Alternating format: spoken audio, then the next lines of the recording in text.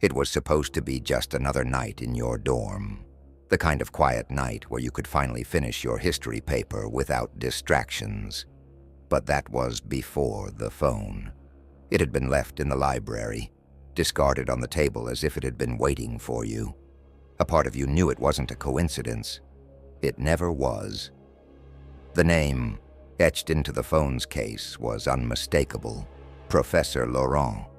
You knew about him. Eccentric. Brilliant. His lectures on time and fate had always felt like half-formed thoughts, left hanging in the air for the class to interpret.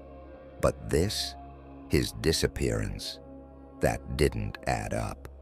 You should have turned the phone in, but something compelled you to keep it.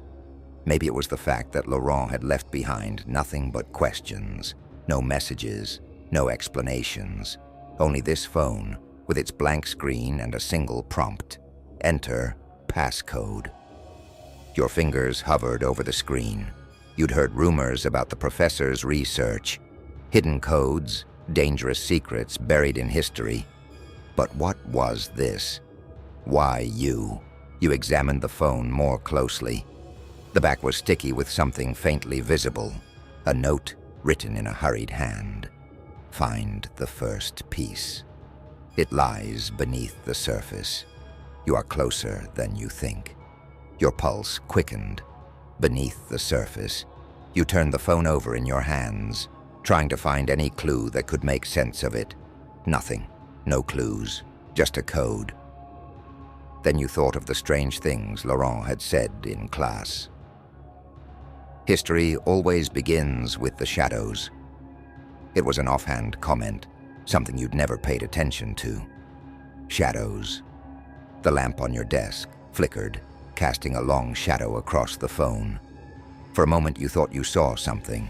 Just a hint, a barely visible mark on the screen, a streak that could have been a crack, or maybe a fingerprint. You couldn't tell, but then you noticed something else, something odd. On the back of the phone, beside the worn-out name, were several faint scuffs.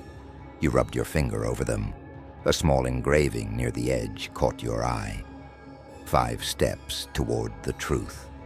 5 pieces to unlock the past. 5. It was a number that haunted the room now, drawing your attention. But was it the beginning of the code, the middle, or the end? You couldn't be sure. You sat down, feeling the weight of the phone in your palm. The room grew colder, and the shadows stretched longer. There was a message in the number 5. You were sure of it. You couldn't just guess. It had to be precise.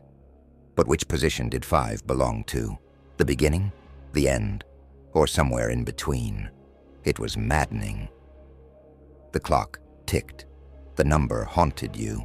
You typed it in. 5. The screen flashed, but nothing else happened. No confirmation, no error. The phone felt heavier in your hands, as though it had taken on a life of its own. The silence in the room grew louder, and your heart raced. The number 5 was just the first step. The question was, where would it take you next?